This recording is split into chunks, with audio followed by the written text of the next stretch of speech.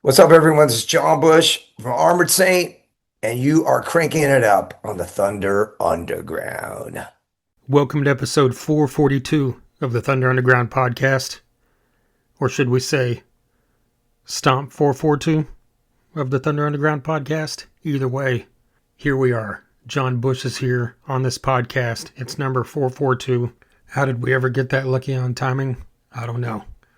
But dating back over a decade from this podcast starting, now over 10 and a half years ago, John Bush has been one of the probably top 10 guests on my bucket list of guests that I hope to get on here. So I guess it's only fitting that it took over a decade so he could end up on episode 442. I mean, how cosmically great is that, if you believe in all of that kind of stuff? Because I don't really believe in coincidences, so I'll just say that this lined up for a reason. John Bush is here to talk about brand new music from Armored Saint. And more timely than that is the fact that he is performing 3 concerts as a solo artist under his name John Bush for the first time, performing Anthrax songs from his over a decade in his time with Anthrax. And he will be doing that starting this weekend, running through next weekend. So we're going to be talking all about that here coming up with John Bush very shortly. But first, I need to let you know who sponsors this podcast. DEB Concerts is a promoter based in the Tulsa area who have brought tons of great acts to this area throughout the years. At the downtown level, bands like Saxon, Buckcherry, Last in Line, Junkyard, rest in peace to David Roach, Great White, Beasto Blanco, so many other great acts throughout the years. He's brought bands like Megadeth and Snoop Dogg, booked him at the arena level at the BOK Center in downtown Tulsa, and they booked the Roadhouse stage every year at Rocklahoma. This year was no different. And they're a yearly sponsor of the Cancer Sucks benefit that just happened in Tulsa about a week ago. So, debconcerts.com is where you can keep up to date with everything. Follow them on the socials. Of course, I'll keep you up to date here from any new announcements as well. And a huge thank you to DEB Concerts for their ongoing support of this podcast. Sunset Tattoo is a tattoo shop located in Midtown Tulsa. Tattoos done good and proper. They're state licensed. 30 plus years of experience from Jake Thompson and his crew over there. Native American owned. Female artists on staff full time. They accept walk-ins. If you shoot them a message or give them a call, you can set up a time for a consultation. If you've got an idea in your head, they can help you put it together. Check out their socials, Sunset Tattoo Tulsa on Facebook and Instagram.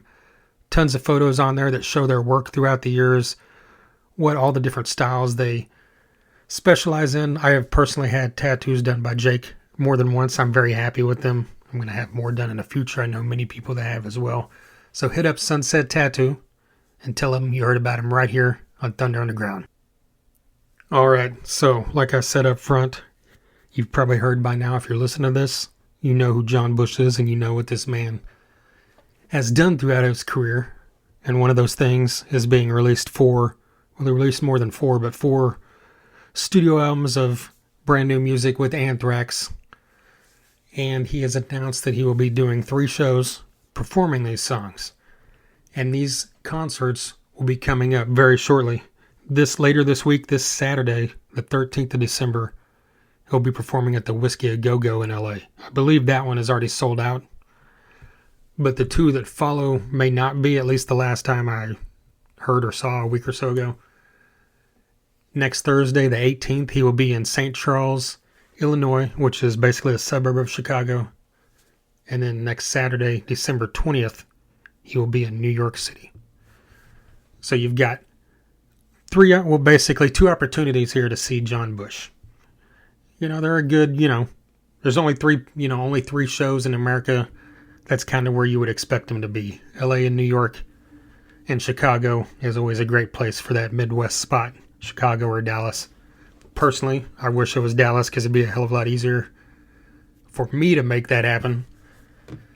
But for those of you in the Chicago area, or those of you that are traveling in, I'm still on the fence about, on a whim, taking my ass up there. We'll see if it happens next week or not. But this is one of those things I've personally been dreaming of for years. And this is something, it's kind of the first one I ask him in the first question when we start this interview. Is kind of about the fact that people have been asking him about this for over a decade at least now, it seems like. And it's always been a good idea, but, it's just one of those things that happens when it happens, and it's cool that it's happening now. And it's very cool that he has a built-in band to do this. He's not going to go out there with Armored Saint and do this because, I guess he could, but that would just be kind of odd. It's like, here's Armored Saint playing the songs of Anthrax. So, he's got his band Category 7 that he will be using as his backing band for the Anthrax songs, and then Category 7 will be opening these 3 shows. This is another very cool thing for fans of John Bush and Category 7, obviously, because they've barely played any shows in their existence. They've got one album out. It's fantastic. By the way, if you have not heard it, you need to hear Category 7. For me, he could walk out there with any musicians. He could find musicians off the street, get session musicians and say, these are the songs we're going to play, learn them. I would be stoked, being such a huge fan of John Bush and wanting this to happen. But the fact that the musicians that he has on stage with him makes this even more spectacular than it already is. Phil Dimmel is one of my favorite guitarists. I've spoke about that many times throughout the years on this podcast. Jason Bittner, a phenomenal drummer, in the top echelon, especially of, modern metal drummers that have come out this century, basically. Jack Gibson is a part of the band, but he won't be there. Joey Vera will be there, which is just super awesome if you're an Armored Saint fan, and also Anthrax fans. That adds a little extra to theirs, since Joey was in Anthrax for a short period at the end of John Bush's run, when Frank Bello stepped away from Anthrax for a couple years. And then, of course, we've got Mike Orlando, the man that never gets the credit and praise he deserves, because he's always in bands with dudes that have, bigger names, I guess. He, of course, formed Adrenaline Mob and has been a part of a lot of great, quote-unquote supergroup studio projects throughout the years. But this whole thing, to me, I kind of prefaced this up front, but just saying that I'm going to get super fanboyish in this intro because John Bush is my favorite heavy metal singer ever. And here's a little story for you. I told this on a podcast actually not that long ago, I think, when I was probably talking about the announcement of these shows a couple months ago. But I had the opportunity to meet John Bush at Rocklahoma when Armored Saint played in 2008. It was the second year of Rocklahoma. A friend of mine was working for one of the sponsors, and he was able to get meet and greet passes, and he, found me. It was early in the morning, ran up and said, hey, we've got meet and greet passes for Armored Saint. You need to go check it out. Me and Jason, who used to do this podcast with me, ran our happy ass over there. It was I don't remember, for some reason it was like 10 in the morning, if I'm remembering right. But when I got up there, I said to John Bush, when I walked up, I just said, hey, you're the greatest heavy metal singer of all time. He kind of chuckled, and Phil Sandoval was standing there. He kind of chuckled, and John Bush said, well, I guess you haven't heard Bruce Dickinson or Rob Halford. And then I just said, let me rephrase, you're my favorite heavy metal singer of all time. And he said, fair enough, thank you very much. So, there's my moment of fanboy geekdom from 17 plus years ago now. And here I am, fanboy geeking out again, because, as you can tell, I'm rambling. 4 albums worth of material. If I could make this set list, man, I don't know. It would be a set list that he's likely not going to play, but I'm really excited just after the 13th to see what songs he plays, because, let's talk about this for a second. We know he's going to play only Room for One More and Black Lodge from Sound of White Noise. We know he's likely going to play Fueled and Random Acts of Senseless Violence from Stomp 442. We know he's going to play Safe Home, probably What Doesn't Die. those to me are kind of like the guaranteed ones. From Volume 8, I mean, you have Inside Out, you have songs that, people kind of relate to from that era, but nothing that is kind of like a go-to track in, I think, the average fan's head. But to me, I'll say up front, if I was, if in some weird-ass situation like John Bush said, hey, Trent, random dude in Oklahoma, you seem like a good person to make this set list for me, I would say, all right, the first 3 songs should be the opening 3 songs on Volume 8. Because Crush, Catharsis, and Inside Out, those 3 songs together are just one of the coolest 3 songs to open a metal album ever. Then for some deeper tracks from Sound of White Noise, I would play 1,000 Points of Hate, This Is Not an Exit, and Potter's Field. Then from Stomp 442, I would throw in Nothing, which is something I might mention to John Bush here coming up. I'd throw in a little bit of American Pompeii, and I think more than anything of any deep track, there might be one other I'm going to say this about from We've Come For You All, but I really feel like In a Zone needs to be in this set list. It's just one of those songs that just people never mention. Even diehard Anthrax fans, I feel like, but it's just an all-time, it's just one of those songs that if you, for some reason you're not familiar with these albums, outside of the singles, you definitely need to check out In a Zone. Then maybe Riding Shotgun if we've got time to throw something else in there from that album. But jumping on to Volume 8, The Threat Is Real. After those first 3 opening tracks I already mentioned, Stealing From a Thief is another just great ending, to an album kind of like This Is Not an Exit. And Harm's Way is just another great song to kind of, mix up the styles going on. And then Toast to the Extras, which also fits very much into that mode as well. And those could kind of be a back-to-back type situation, I think. I don't know. And then finally you jump forward to We've Come For You All. And I've said this a few times throughout the years as well. I've never really done a deep analysis of my thoughts about this, but I really think that if someone told me to pick what I believe is the greatest metal album of the 21st century, like the greatest metal album to come out post-2000, We've Come For You All is at least my favorite. A lot of people might not say it's the greatest over the past 25 years, but I do believe it's probably my favorite metal album in the last 25 years. But with that being said, Strap It On. Strap It On to me is like that song that like a lot of people don't ever, reference, but I feel like this is perfect for a live show like this. And Killing Box just jumped in my head from Volume 8 as well. That's another great one. But back to We've Come For You All. I already mentioned the 2 more well-known songs along with Strap It On. To me, this is the one that I would personally probably pull most of the songs from if I was making the set list. Like I said, it'd be heavy on it just because I love it so much, but this set list should be heavy on Sound of White Noise, I think, because that's where the bulk of people's love goes to. But again, he's, celebrating the entirety of his career. So like I said, really excited to see what he throws in there. But I feel like Any Place But Here, Nobody Knows Anything, Cadillac Rock Box.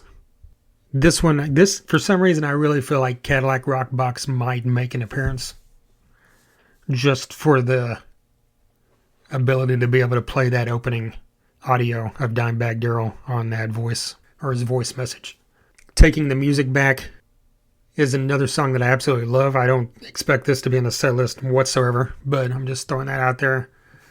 Refuse to Be Denied as well. Again, that's like over half this album, but that's just where my head goes for this. I'm sure that you've all got a million other ideas, and I'm sure that many of you also are thinking, would this guy shut the fuck up so I can listen to John Bush talk about it? But before we get into that, remember up front I said there's new Armored Saint music coming? He talks about that. He talks about the upcoming album that should be out next spring. Their last album that came out a few years ago, I believe it was during the pandemic or the year before, or right around that time, was the number 1 album of the year on this podcast, on Jason and I's year-end retrospective, I guess. which, side note, should be coming soon as well because we're in December, right? So this should be the best of 2025 coming very soon from this podcast. But also on that end, we've got an episode coming up, probably the next one, with Mike Leon. He is the bass player for CKY. And if you're listening to this and you're a fan of metal, which you probably are, because you're listening for John Bush, Mike Leon was in Havoc for a short period. But above that, he was in Soulfly for over a decade. He was also in Cavalera with Max and Igor. And he was in Igor's side project that's just called Igor. We talk about that stuff, and of course we talk about his transition over the last few months into CKY. But all that will be coming up on the next episode. The most recent episode that came out last week featured Mary Mosteller. She's the managing director for the Taylor Foundation, which is the foundation of Corey Taylor from Slipknot and Stone Sour. He's got a great charity that helps benefit military veterans, law enforcement, first responders that deal with PTSD and depression, all along those lines. They're doing great work. She talks a ton about that. Lots of other great stuff coming from the podcast, but just wanted to throw that in before this interview starts. I just thought of something that I should have brought up to John Bush and ask him if he remembers the time that Anthrax played Tulsa, Oklahoma in 1993. And my friend Michael Thrasher jumped up on stage whenever he asked for someone to get up there and stage dive, and he pulled him up there. And Michael Thrasher talked to him on the microphone on stage, and then he did the stage dive into the crowd, which was basically kind of just like a flop into the crowd. And John Bush kind of gave him a little crap for it. You know, like in a nice, supportive rock star way, but like, you know, wasn't a dick about it, but just said, hey, we need someone to do this a little bit better. So they got another guy up there that actually did a classic, you know, jumping style stage dive.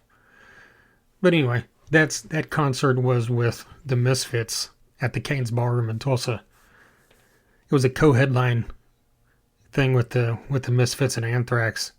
And it's still, I feel like, you know, maybe, you know, there's no way to prove this at any point in my life, but I feel like it's still one of the loudest concerts I've ever been to when the Misfits took the stage.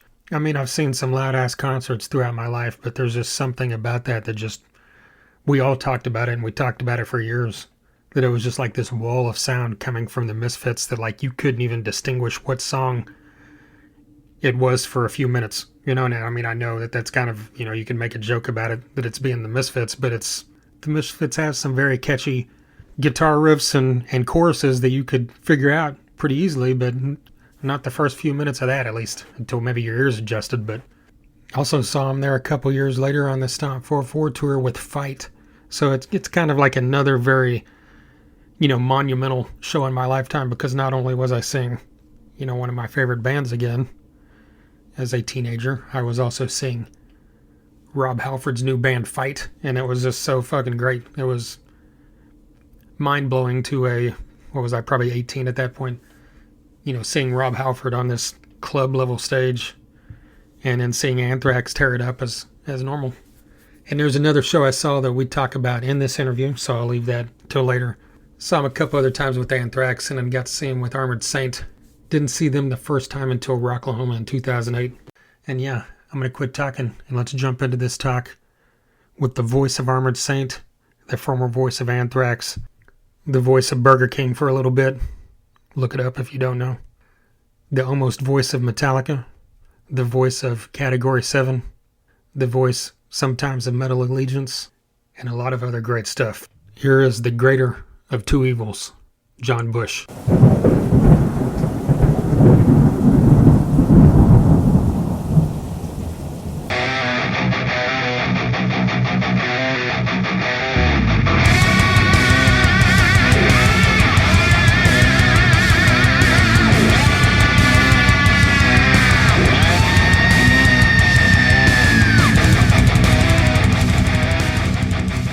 My mom was born in Oklahoma.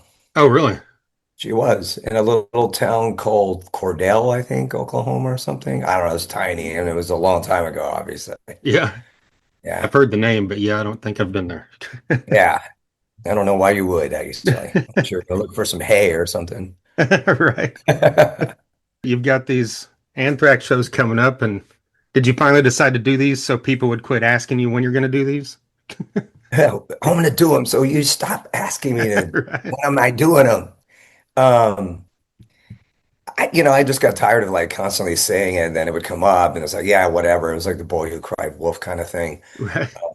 So, and I've always wanted to do it. Well, not always. I've wanted to do it for the last like I don't know, say 5 to 8 years realistically. Um, but it just was about the right timing. But the funny thing is, people go, "Why is this the right time?" And I go, "It really isn't. It's actually probably not even the right time." But we just finished an Armored Saint record. It comes out in hopefully April. Um, and we were pretty focused on that for the last few months, obviously. So it really wasn't in my mindset. I did some stuff with the Category 7 record that I made. We did one show in Florida, and then we did the Headbangers Boat, which is, the Lamb of God boat, and that was real fun. And so I was kind of prepping to, sing those songs live. So it's just kind of like a lot going on, and I don't know, my agent, Dan DeVito, who works for TKO, our agency, he's the one who's really been pushing me and kind of like supporting me and going, dude, you should do this, you should do it, let's do it, helping me. He had a bunch of shows booked in for Europe this last summer, and we had to postpone them.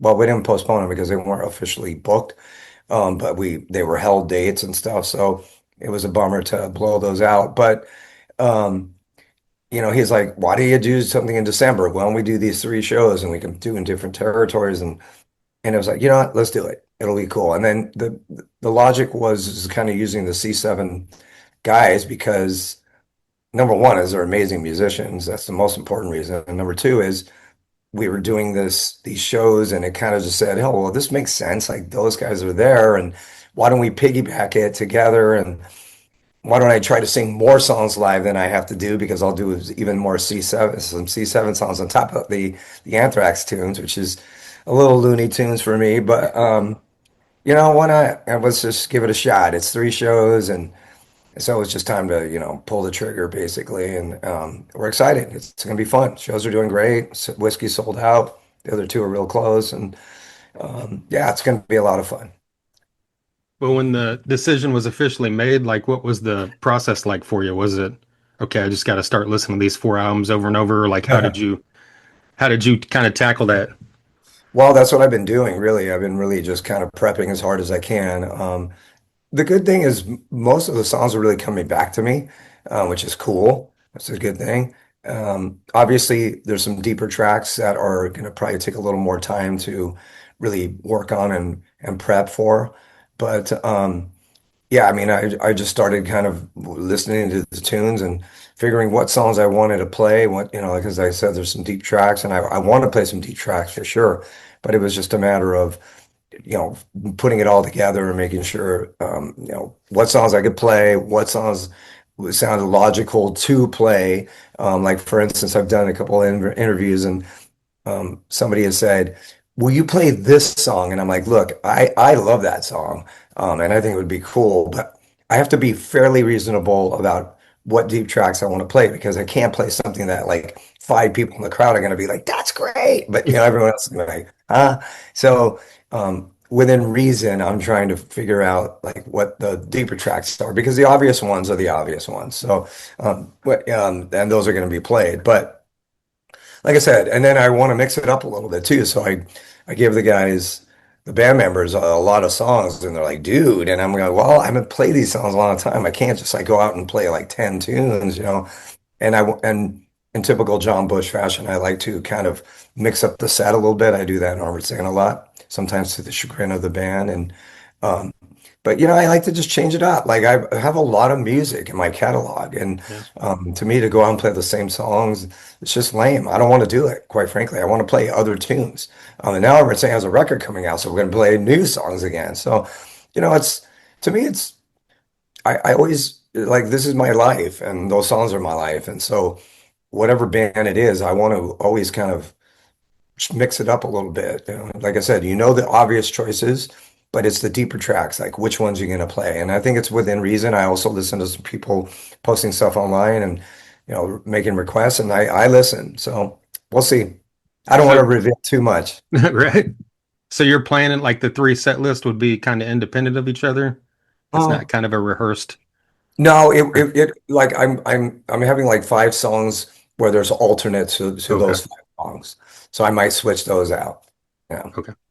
So as far as getting together with the category seven guys, like how many songs do you guys kind of have in this repertoire that you can pull from for these shows? It's about 20 of the Anthrax songs, and then the C7 songs, we're probably going to stick to the video songs realistically, because those are the ones that are the most popular and those are the ones that we made videos for. And then we're going to do but I don't want to reveal too much for that either, but I mean, there's another song we're going to play. And then, so that set will probably be about 35 minutes, 40 minutes. And then, we'll take a little break, small break. I've never really done that before. So I've been rehearsing hard, singing all these tunes, all like 21 songs. But what I need to do now, my next step is to sing like the Category 7 songs, then take like a 30-minute break, and then start singing the Anthrax songs, which is going to be weird because, as a singer, I mean, it's really the worst thing you want to do because you're warm. It's like playing a quarter of basketball and then sitting for like, an hour. It's Yeah. just it wouldn't be good. You'd be all stiff and tight. So I don't know how that's going to play into my life here, but that's what it's going to be. So I'm hoping I just stay a little warm, and then by the time I come out and do the Anthrax tunes, I think it's going to be, hopefully it'll just be like, oh, I'm nice and warm now. Let's Right. go. We'll see, but I got to practice this. This is my job for this week. This is my factor of seeing how this is going to work. Yeah, that was actually one of my questions. I didn't know if like the sets were just gonna, back straight up to each other if you had that break. So you're saying you're gonna like rehearse like with a 30 to 40-minute break in between the two sets Well, just to make sure your voice is in that mode? Well, pretty much when I'm rehearsing for, on my own here, this is me Yeah. singing in like my bedroom, basically, which is what I do. So we'll see how this plays out. I'm gonna probably like I said, sing like the 35 the minute songs, and then take a break, and then resume singing the other tunes and just see how that works, for my voice, and to see how like it's all gonna play out for the other guys, because I know like Jason Bittner, he's an awesome drummer, but he's a little concerned about it too, because you're playing, he puts out so much energy, and then he's going to he doesn't want to take much of a break, but again, going to take a little break in between the two things, because back to back would probably just be too much. So. Yeah. And so we're gonna figure it out as it goes. As a matter of fact, I want to text Jason like, this is what I'm gonna do this week, and maybe you should try doing this. 'Cause, guitar players, I mean, they're warmed up too, of course, and you don't really want to stop. But you know what I think of it as, like, cover bands throughout the world. They do that. They play a Yeah. set, then they take a break and they come back and we'll be back for our next set. So they can do it. So why can't I do it? Yeah. Right. I mean, I don't know if they're playing the slamming, pummeling tunes that I'm playing. Right. They might be doing the yacht rock set, but now Yeah. I know there's metal bands that are, metal cover bands who are great, by the way. I was in Detroit over the weekend, and I saw this band. Shit, I don't remember their name now. I don't even know if I ever knew their name, but I went to a bar with a buddy of mine. He's like, "Oh, this band's gonna be doing some Kiss tunes." I was like, "Okay," because I was there for my son plays hockey and he was playing for the weekend, and so I went with him, and we went to this bar, and they ended up doing Kiss Alive in its entirety. I was like, "Well, you didn't tell me they were gonna do What? this," and it was like, dude, it was so amazing. It was so fun. It was such a great show, and they were great. They were so great. Like down So. to the banter and everything. I mean, the Yeah. guitar tone, the guitar player had the ace tone so dialed in. Um, drummer was singing the Black Diamond part, and bass player was doing, all the Gene vibes. And yeah, they did like the 100,000 Years banter, and Cold Gin intro, and it was great. I mean, they were awesome. I don't know. As I do this, I don't want to be on my phone, but let me just text my buddy, because I'd like to give him props and ask him what the name of the band was so I can give him props here, because they were amazing. So sorry, probably unusual, but No, or maybe it's not. it's all good. Okay. Anyways, yeah. So that was so they played a pretty long set. They did the whole record, and I was yelling, "Destroyer, do Destroyer now!" Yeah. Kind of speaking on that, Jason sounds different than Charlie. Phil sounds different than Scotty. And so, like, are they like looking to kind of replicate those tones and the sounds of these, or is this more like this is Huh. John Bush's voice, and these are these dudes playing Anthrax songs? Like, what's the kind of vibe going on that end? That's a good question, Yeah, Trent. I don't know about matching tones. I mean, Scotty Ian has such his own unique original tone, and really it comes yeah, from his hands, and mostly, and that's where it comes from. Um, So same with Charlie. I mean, Charlie, surely Jason was very influenced by Charlie through the years, and so he has kind of a Charlie style. So there, believe me, there's times when we play things, I was like, man, that sounds like pedantic. And granted, he actually did some dates filling in for Charlie when Charlie, this is a few years back, but that's right. I I think forgot we about had that. some Yeah. conflicts. So he's certainly capable of playing all that stuff and very well. I want the songs to be played as they are on the records, without a doubt. I've stressed that, down to the leads. Danny Spitz leads on Sound of White Noise. I think it's important when I see bands and doing those old tunes, whatever in whatever capacity it is, even bands doing their own tunes. You want to hear them as they were. So I think that's really important.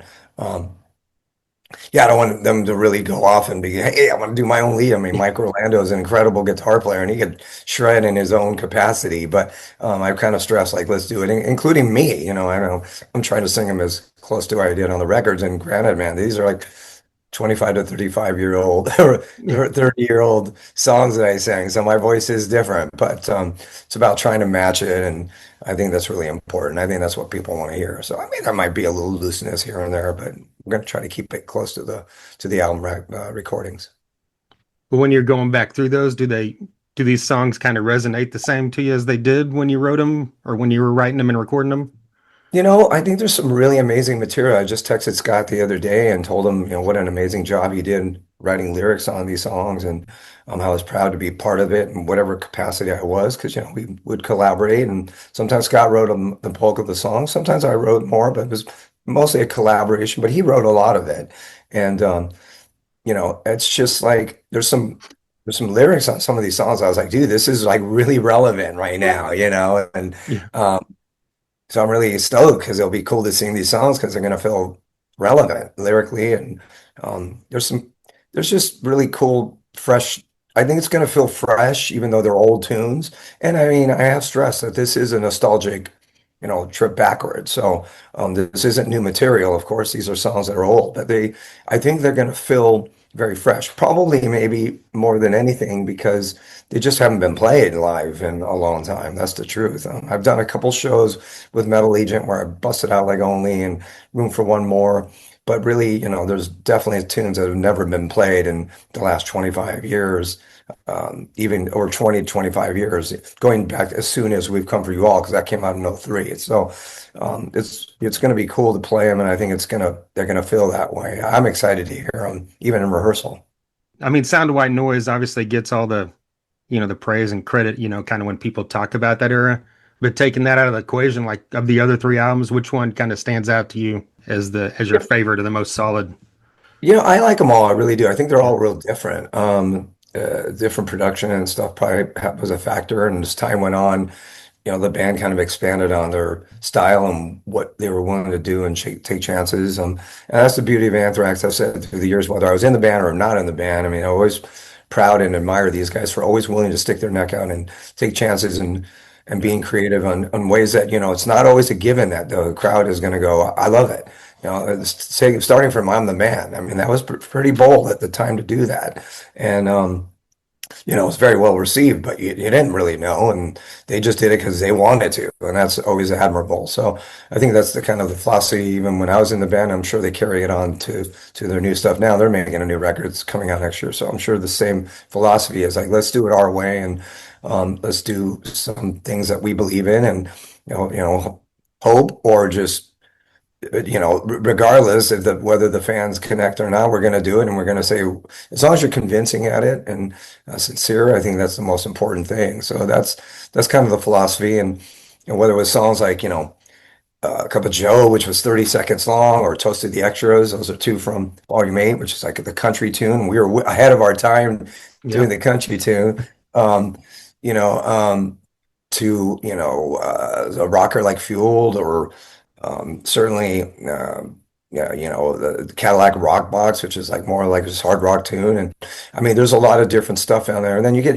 What Doesn't Die and the Slammers, and of course, songs like, Random Acts and Catharsis, which is such a great tune. But I think it's just I think they're all cool in their own kind of way. I mean, I really believe that. Sound of White Noise was the first, and it was the biggest, and it was right on the heels of MTV playing only so much, and the new singer and the big record deal that the band had with Elektra. So there was a combination of some mistakes made after that. Certainly some bad luck with record companies, and the change happening in the 90s anyway, with the change of the music scene.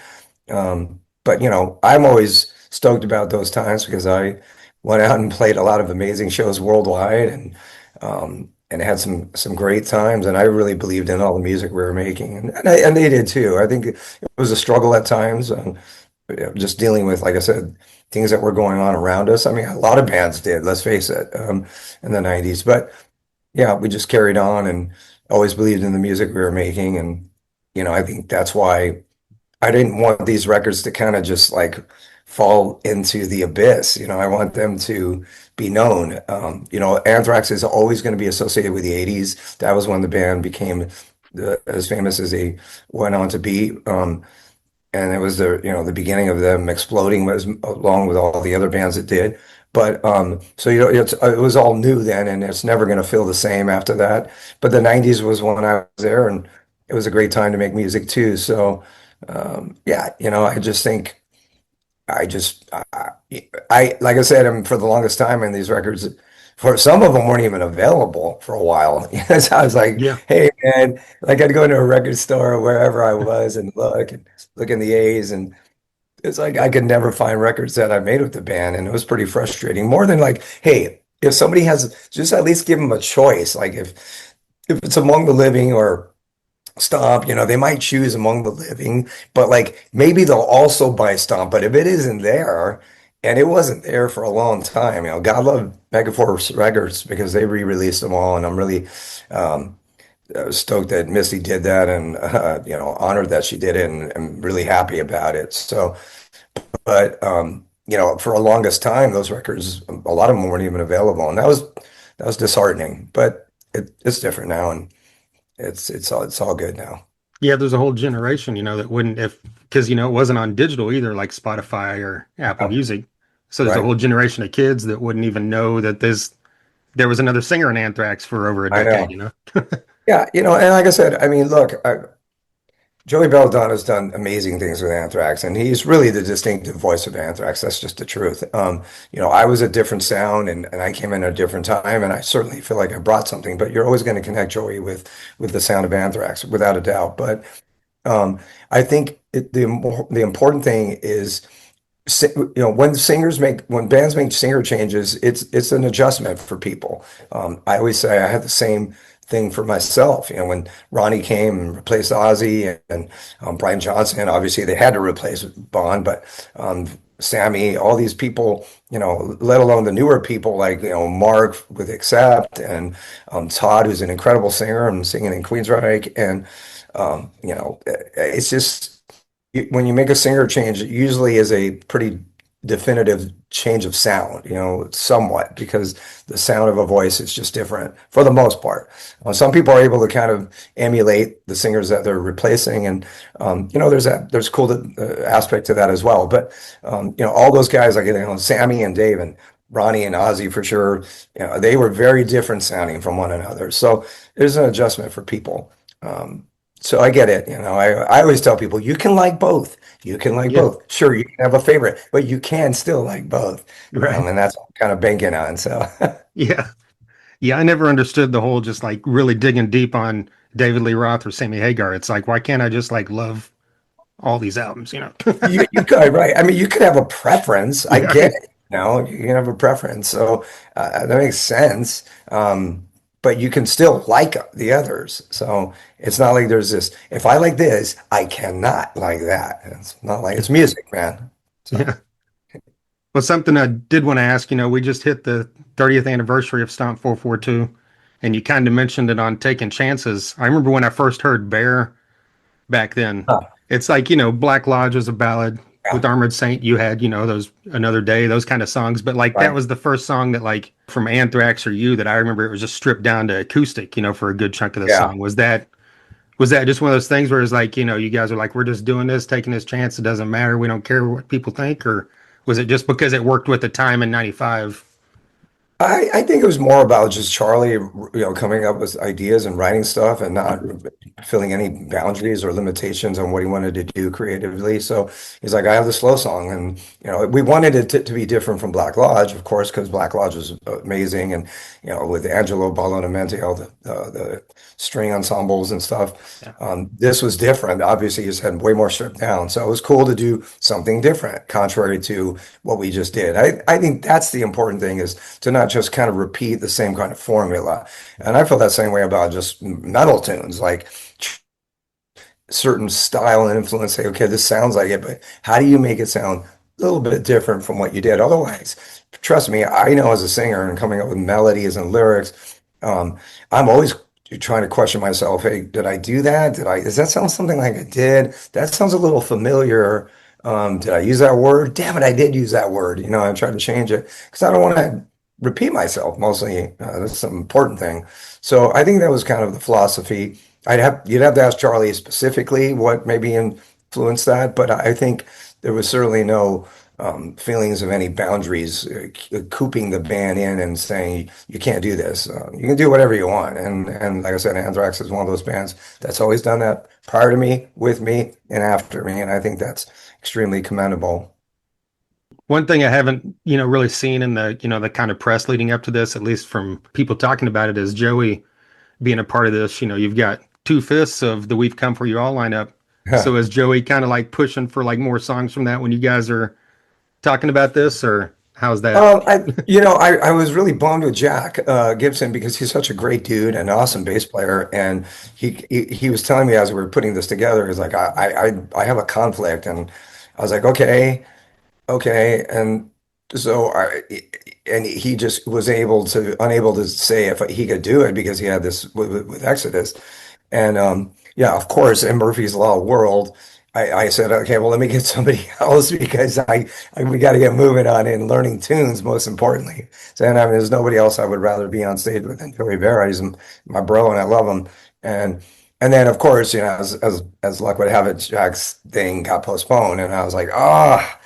So, I mean, he understood, and I mean, Joey is already doing a ton of work, so I didn't want to change that up. But um, yeah, anytime I could be on stage with Joey, it's an amazing thing, and he's just really, really gifted in anything he can do musically, and including the new Armored Saint record, which we've just made, and Joey produced it and came up with some amazing tunes, and it did some amazing singing on it, and he's just a super talented guy. So and he's my best friend in the world who I've known since I was 9 years old. So it's anytime we could be together and do something is it's really I strive for that. But I am bummed about the thing with Jack. But I'm sure Jack will play with me again with the C7 in some capacity whenever it happens. Like I don't know. People are like, okay, so what is the future? I don't want to answer a question of yours before you ask it, but like I Yeah. really don't know. This is what I wanted to commit to. And see how it went. To me, that was the most important thing. Certainly didn't want to bite off more than I could chew. Um, Playing with these two bands together, booking a bunch of shows, having a conflict with the Saint record coming out because I don't want that because I love the Saint record and I wanted to give all the love and um, attention that it deserves, and I don't want this kind of conflicting with that. Plus, I was told by Tracy Vera, the president of Metal Blade, that you can't do that. I was like, okay, I can't, I won't, and I don't want to. Like I said, I love the Saint record, and I don't need to have people going, wait, what are you doing? What band is this? And Right. it's so funny because for the longest time, all I did was Saint, and then I finally started doing some other things, and probably realize why I didn't do it in the first place because it's a lot of work when you're on these bands. Um, but in the end, like I said, do I want to do more stuff? Yeah, I do. I mean, I certainly would like to take it to Europe, without a doubt, because Europe is a place I did many tours with Anthrax, and I have a great fan base there. And heck, it'd be cool to go to Japan. And did every album I made with Anthrax, we toured Japan, and so who knows? But it's not. I don't think it's something that's like urgent. I don't think I have to say, okay, we have to do this now because we have to kind of ride the support of what I got on these dates. I Right. think it can be done at any time, in all honesty. So, or at least I'm hoping so. Yeah. Well, yeah, I think with just being three shows, even, with the energy and everything's off the charts, it's still, that could replicate itself a year or two down the road if you did three or four more shows somewhere else. Yeah, hopefully it'll create a buzz and people will be excited. Plus, I want to stay out of Anthrax's way. They have a new record coming out, and I don't really want them to have confusion for their own circumstances. So, yeah, like I said, if the only urgency in this is one of the things I've said, and one of the reasons maybe I did finally tackle it is I'm just not getting any younger, and that's just the reality of it. Yeah. So, and this stuff's demanding, it really is. But physically and vocally and stuff. But I look at my peers and some of my favorite singers in the world, guys like Halford and um, you know, Mick Jagger, and I'm like, man, look at these guys are just Yeah. killing it still. And Biff Byford, and it's like if they can do it, and I know they're older than me, it's like I can't make any excuses. So, but you just don't know. I mean, I'm not 32, I'm 62, and that's just the reality. So, there's a slight urgency based on that. Yeah. I was fortunate enough to see you with Anthrax on most of the tours that you did with Anthrax. And one of the times I saw you was in Dallas at Trees in '98. I'm sure you remember. I don't know. You remember that you guys brought up Dimebag and Vinnie Paul and Yeah, did Cold Gin. I feel like maybe there was a second song, but I definitely remember Cold yeah, it was Gin. Can You Deliver? We played Can You Oh, Deliver? did you? Oh, wow. Okay. Yeah. Wow. So yeah, I mean obviously relevant to bring up since we just lost Ace, but like what do memories like that mean to you, like looking back? Obviously that's gotta be just like being on stage with those two guys playing those songs. Well, let me just say about Ace. I did see Kiss at Anaheim Stadium on the Destroyer Tour of 76, no, 12, and it was amazing. And that was my first show ever. So that started the ball rolling. Wow. Yeah. You know, uh, we were so close with Vinny and Dime.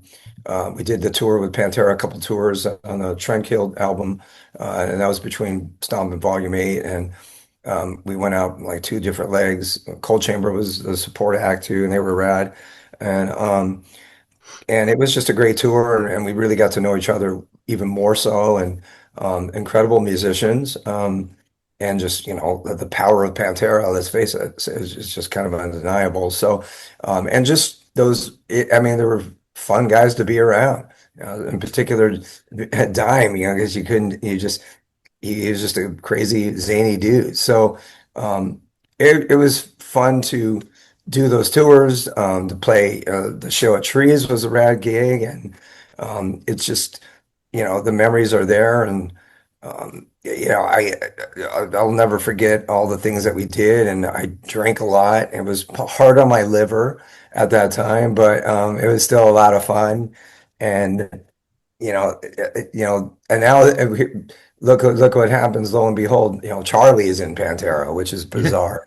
So yeah, but that's the way things go. Sometimes you never know how's it gonna go. But yeah, I have great memories of being with those guys, and absolute shame. They're not with us any longer. It's just kind of hard to believe. It's just a big drag. But their music carries on, and a lot of people never got to see those guys now in retrospect. So they get the chance to see it with Zach and Charlie, and obviously Phil and Rex, and which is cool. And I know people are real excited about it. So those guys wrote some incredible tunes, and we just had a lot of fun. And Dime played leads on, other than Sound of White Noise, all the other three records. So there's definitely a connection there. And I'm not going to reveal it, but I have a little something to correlate that with these shows, and it's going to be cool.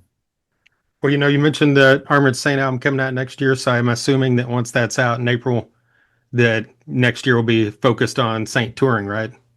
Absolutely. Yeah, we have some dates already in Europe. booked, which is going to be really cool. We're doing some stuff with Savatage, which is going to be Oh wow. awesome. It's a band that we actually, the first time we ever went to Europe, we played the Dynamo Festival in 1989, and it was us and Savatage among others, and it was such a killer show. And Hall of the Mountain King is still one of my favorite metal records, and I know it's an old one, but. Yeah. Uh, yeah, incredible band, and we're psyched to be doing shows with them. They're still really big over there, and um, we're doing some dates with a couple other known bands, and we're doing festivals. We're doing the Alcatraz Festival and Brutal Assault, which are great festivals. We've done it a couple times now. We don't have a tour yet planned in the States. We have some ideas. I can't reveal them yet. Hopefully, they come to fruition. Um, I mean, we just toured a lot actually in the U.S., believe it or not. We toured two with Wasp, Queensryche Run before that. So I feel like Europe is kind of where we need to focus a little more attention. Of course, it's a new record, so we're going to play everywhere. I certainly would like to get back to Japan. We've only done one show in the history of the band there, which is Really? absurd. Loud Park, yeah, but it was a great show, but it was still only one. Only been to South America and Australia once in the history of the band's career. Well, we played Brazil twice, but only one tour of South America. Again, I played these places with Anthrax, so I would love to always go back. And Armored Saint deserves to get a chance to be seen by a lot of people that we've never played for. Like we never even really did a proper show in Scandinavia, which is absurd. We played Sweden Rock once, and that was it. So we are playing some dates in Scandinavia on this tour, and Sweden, which is great. I'm real excited about that. So hopefully we'll play some different places that we haven't played in a long time, and of course the familiar ones as well. And have a great tour in the U.S. Maybe I'm sure we'll do a couple different legs realistically, and then the record's killer. It's really, really awesome. I'm really proud of it.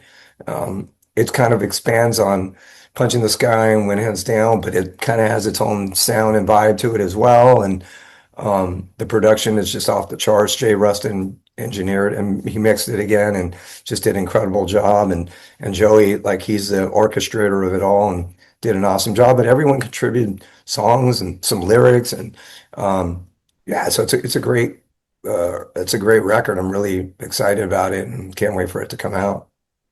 When you're writing like lyrics or something now at your age, like where do you draw inspiration from different than you would have 35, 40 years ago? Because obviously we all drastically change as humans. Does that inspiration process change for you as well? When it comes to writing lyrics, I just try to like see what comes to my mind at that time. It really just depends. You know, I, I, I don't want to.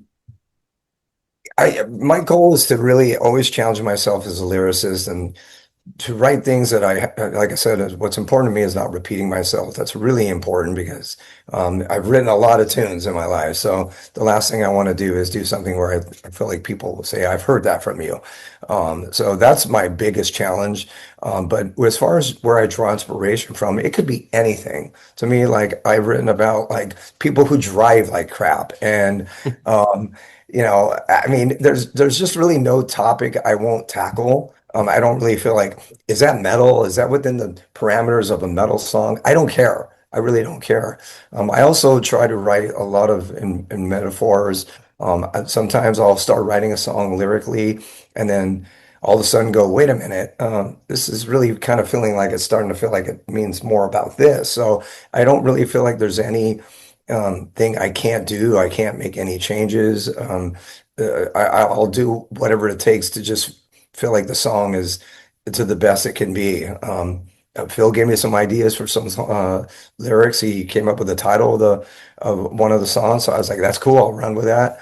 I used a couple of his lines. He sent me like a list of some lines. Certainly, Joey and I, when we're working together singing, I sang all the vocals at his house as I've done for the last few records.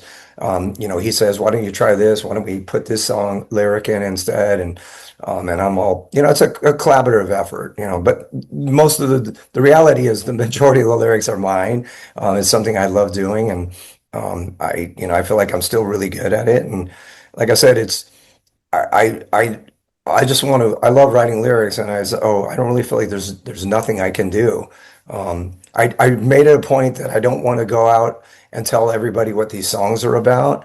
Um, I really just want people to come up with their own ideas. So I'm probably going to be certainly a little bit less helpful to the record company when it comes to doing press And not that I always do interviews, of course, and I love doing interviews, but sometimes what you'll do is you'll do a bio and they'll say, what are the songs about? And I was like, I'm not gonna tell people what the songs are about. I want people to tell me what the songs are about. So that's kind of my goal on this. And it might be like, huh? You Yeah, know, right. but you know what? To me, it's more exciting for people to tell me what they get from the lyrics and the song. So I do think the lyrics are really great, and I think there's some thought-provoking things, and that's what I want to do. I want to make people think. I don't want to tell people what to think. I want people to think.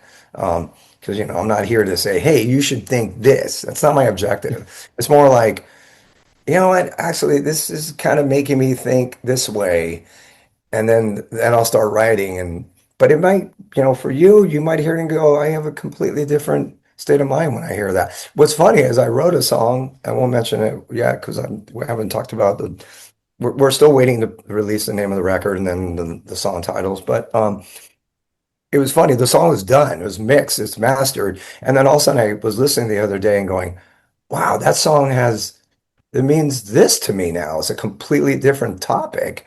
And that wasn't my objective going in writing it at all. And all of a sudden I was like, well, that now is about that. So that's why I don't want to tell people what the songs are about anymore because it's like now all of a sudden this song means this to me. Anyways, that's just kind of the way I approach it.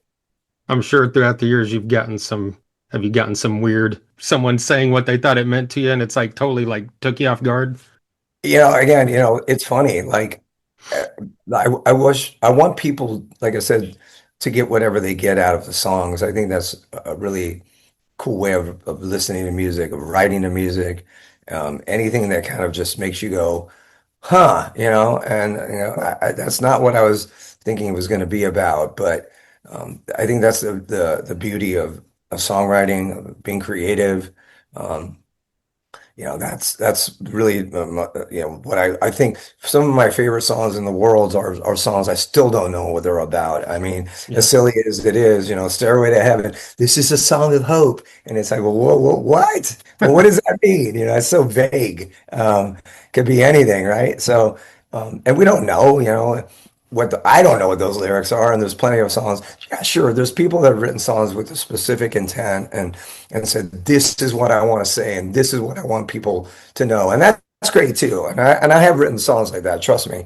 But sometimes I'm just my intention is to be a little bit more ambiguous and let people get what they get out of the song. And it's to me, I just like the way words rhyme and phrases are song, and the melody is making sure that they are something that really kind of gets into the soul of the person as a listener, and let the lyrics kind of just develop as time goes on. It might mean something to you 20 years later than it does right now, and I think that's the cool aspect of songs. Are you always writing like to where like you're driving down the road, you say something in a voice note that pops in your mind or yeah. I do have I still have like an old folder that I write stuff down to. But yes, in the moment, if I'm driving, I'll try to pull over, and then put it in my phone or something. So I have a list of lyrics. I've used a lot of them, so I need to start kind of compiling a new list, but which is good because that's the goal, right? Um, yeah, but I'm always, if I read something, if I hear something, if something maybe somebody said, wherever it comes from, if I think it sounds cool, then I'll use it. I'll try to give them credit if possible too. If it's Right. not mine, it's a lot of people, whether it's my wife or some of the band members or a friend or, something I read, or maybe it's something I read and I kind of change it up a little bit to make it sound a little different. Yeah, again, wherever the inspiration comes from, it doesn't matter. There's a whole giant world out there, and I let it kind of move me in it the ways it does, and that's kind of the way music should be too. Armored Saint, heavy metal band, hard rock band. We're always going to be kind of entrenched in those bluesy origins of our beginnings, but I really feel like we can do whatever we want, and we really did on this record. There's a lot of different sounds, cool different instruments used. Joey actually did tons of cool background vocals along with Jeff to expand on what I'm doing. So I'm the lead vocalist, and I did some harmonies, but Joey and Jeff did some really cool harmonies that are hopefully are going to be able to be reproduced live. That's going to be the challenge. But Right. yeah, it's cool. And then, the guys played their ass off on guitar. I mean, they really just tore it up. Both Duncan and Phil did some killer leads and really cool things musically. And Gonzo is just he's a beast on the kit. And so it's a great record, man. Really proud of it. For us to be making modern music like this at our age, basically 40 years later, I mean, I don't, I'm shocked that we can do it and really kind of keep expanding on our style and our sound and still sound like Saint, but still sound like a record that comes out in 26. And I want it to, and it does. Yeah, the thing I've always appreciated about Armored Saint is it's like, you've had this long, massive career, but the amount of albums is not that large, but they're all extremely solid, It's like there's no filler. Yeah, I agree. The last thing we haven't written that many records, but the records there's quality behind Yeah. it, and I think that's the most important thing. Right on. Well, I'm really looking forward to the new Saint album, and I'm glad you're finally doing these Anthrax shows, and I really appreciate you taking the time with me today. Are you going to be able to come out? I mean, I know it's a schlep from Oklahoma to, well, the closest one would be obviously outside of Chicago, and I know that's not a hop, skip, and a jump, but I actually thought I was going to be gone working that weekend because I work music festivals for a living, but okay. I'm not going to be. So yeah, I'm going to try to plan to get to Chicago. Yeah, try to come out if you can. I know it's, it's, like I said, it's not that, it's pretty far from where you live, but It's like if you 9 hours. can come It's not out, too bad to drive. yeah. And if not, like I said, I think there'll be some more shows in the future. When, I don't know that, but yeah, hopefully these all go well and they're going to be well received, and I'll do my best kicking ass, and the band, I know the band's going to be amazing, and it's going to be fun. It's just, it should be fun. That's the most important thing. It should be fun and celebratory. I mean, that's really the thing I've been talking about is, I know there's eyes upon me, believe me, trust me. And I'm somebody you can get like, I don't want to be inundated with, fear or, some kind of like, this is daunting. Deep in my mind, I know it's, eyes upon me, and there's going to be a lot of people going, okay, how is it? Not only for me as a singer, but performer, but for the band. But in the end, I think it's going to be killer, and I want it to be fun. And like I said, celebrate these songs because those guys wrote those songs, and I sang on them and co-wrote them with them. So they're their tunes, and they want to come out, great. If they don't want to come out, that's fine too. Who knows? I don't know what's going to happen really. I still don't really, but and nothing may happen. Maybe I'll have a different guest or something come up. I'm kind of leaving it very open-ended with all that stuff, but in the end, I think it's going to be just real powerful stuff. Yeah, I know you said you don't want suggestions, but if nothing Go found its ahead. way into the set list, I wouldn't be disappointed. Which one? Nothing. Okay, all right. Oh, no taken. No taken. That was a cool video. It was fun. Yeah, right on, man. Well, thanks again for doing this. I really appreciate your time. Thanks, Trent. Appreciate it, man. Thanks for for all the support through the years, man. We can't do it without you guys, obviously. So thank you very much. Before Go we jump, Sooners or Cowboys or whatever. I don't know. I know. Sooners on my end, yeah. Sooner. I go Yeah. Sooners. All right, brother. Thanks for all the love, and we'll see you in 26, if nothing else. There you go. John Bush, the voice of Armored Saint and Category 7, and the former voice of Anthrax. A massive thank you to John Freeman of Freeman Promotions for his continued support throughout the years of this podcast. And of course, a massive thank you to John Bush for taking out some time to hit me up there on Zoom to talk about what he's got coming from Armored Saint. And of course, a lot of talk about Anthrax around these 3 shows that he has coming up. Once again, the first one is this coming weekend, the 13th, at the Whiskey A Go-Go in LA. The next Thursday in the Chicago area, St. Charles, Illinois. And then the 20th, next Saturday, a week and a half from now, John Bush will be playing New York City. So the hope is that the energy in these 3 rooms will be palpable, as they say, off the charts, as they say. I don't know. Whatever the adjectives are you want to use to make it that the energy in these rooms is just massive. So John Bush absolutely enjoys it and says, you know what? We should keep doing this. Maybe every December. Maybe that's the play, just the year-end celebration. John Bush does 3 shows at the end of every year. Next year it could be San Francisco, Dallas, and Miami. Then the following year you could do Atlanta, Denver, San Diego. I don't know. See, I'm just writing John Bush's life for him now. What am I doing? I don't know. But I'm just throwing out ideas because, as a fan of this guy's music, especially those 4 studio albums with Anthrax, I really hope that this is something that continues. I mean, we all know that Armored Saint is the focus, as it should be. They've got, I've said great new music coming out. I haven't heard it yet, but kind of as we spoke there, Armored Saint has never put out music that wasn't great. They've made a career across all these decades now, basically 40 plus years, and they've only got a handful of albums. 7 now? 6 or 7? They're all massively great quality, so I'm imagining that this one coming next April is no different. So really looking forward to that. Something I didn't mention up front is the album The Greater of Two Evils, which if for some reason that slipped by you back in the day, it came out around 2005, maybe? Because it was after We've Come For You All. And I think 05 or 06 was whenever he left. Anyway, the point of it is the album is basically Anthrax redoing all their songs throughout the years with Joey Belladonna and Neil Turbin. But of course with John Bush singing with that clever-ass title, The Greater of Two Evils. And that's, me, no knock on Joey Belladonna. The dude is an all-time amazing level front man, in my opinion. He suits Anthrax perfectly.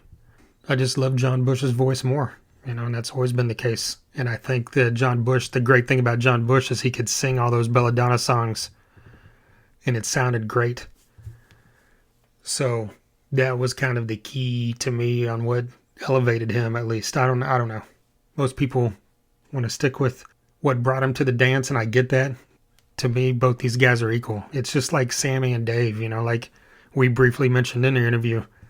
I'm a massive Van Halen fan. I've got a Van Halen tattoo on my arm.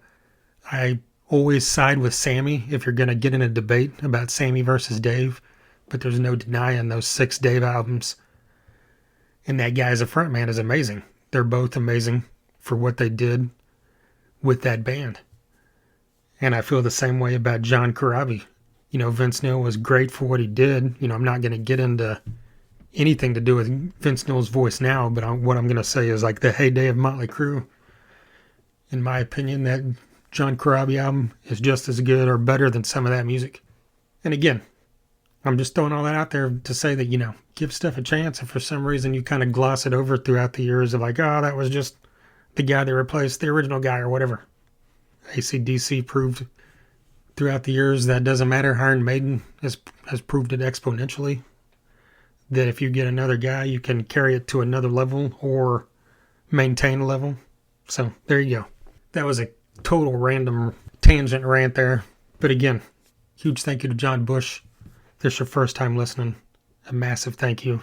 There's 441 episodes previous to this. There's not been any other members of Anthrax or Armored Saint on this podcast throughout the years.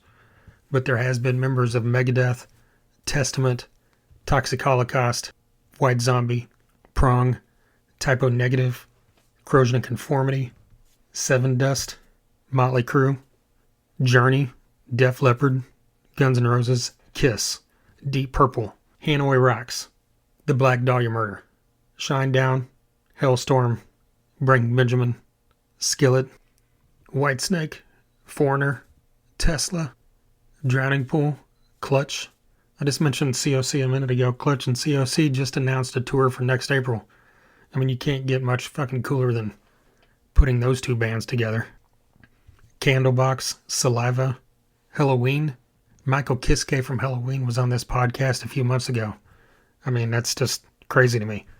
Jeff Tate, formerly of Queensryche, was on here a couple years ago. Dee Snider of Twisted Sister.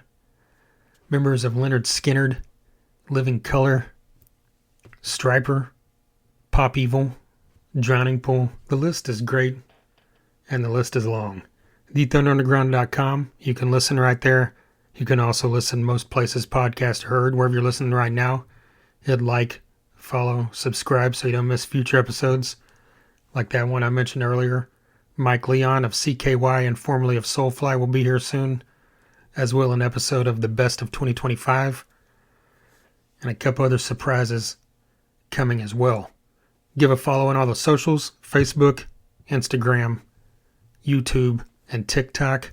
All have daily content posted, sometimes multiple times a day, that don't have anything to do with specific episodes of this podcast. Lots of news items, historical items, random stuff. So give a follow on all those, and anytime you see a reel come through your feed on whatever platform, if you hit like, if you hit share, if you just comment, that's a great way to help this podcast spread the word as well. And of course, tell your friends if they're a fan of Anthrax or Armored Saint about this episode as well. All right, once again, a huge thank you to DEB Concerts, Sunset Tattoo, Freeman Promotions, and of course, John Bush. And until next time. Thunder Underground, y'all.